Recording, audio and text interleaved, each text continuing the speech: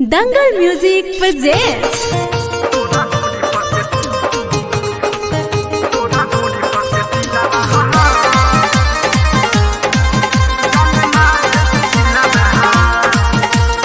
Music director Vikas Raj.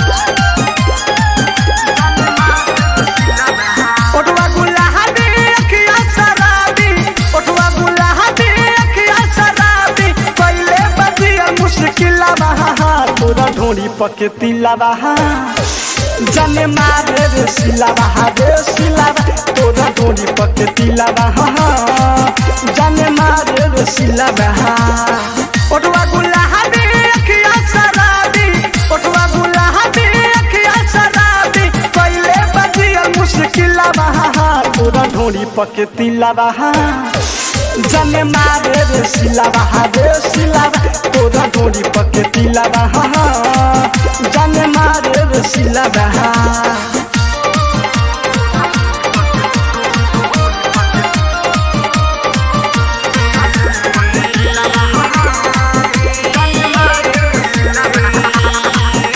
Recording by DJ Vikas Raj studio.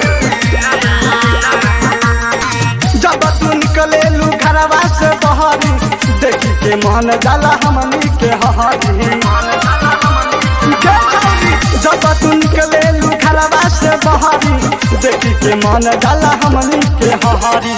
ऊपर बहाइट नीचे बटाइट, ऊपर बहाइट नीचे बटाइट, जब गोरी कहिया अपन दिलावा तोरा ढोरी पके तिलावा जने मारे रे सिलाबा रे सिलाबा तोरा ढोरी पके तिलाबा जने मारे रे सिलाबा।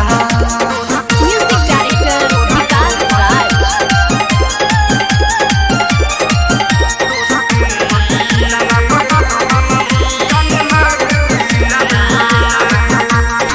लइका अवधस के बारू पटैले डीजे विकास के बारू बतैले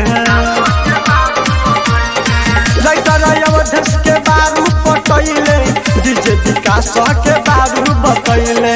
औने सलाह लू हावे बवालू, औने सलाह लू हावे बवालू, तोहे छोरी ना राकेश रसिलावा तोरा ढोरी पके तिलावा जने मारे रे सिलाबा रे सिलाबा तोरा ढोरी पके तिलाबा जने मारे रे सिलाबा। ओठवा गुलाबी अखिया शराबी, ओठवा गुलाबी अखिया शराबी, पहले बदिया मुश्किल बहा तोरा ढोरी पके तिलाबा जने मारे रे सिलाबा रे सिलाबा तोरा ढोरी पके तिलाबा जने मारे रे सिलाबा।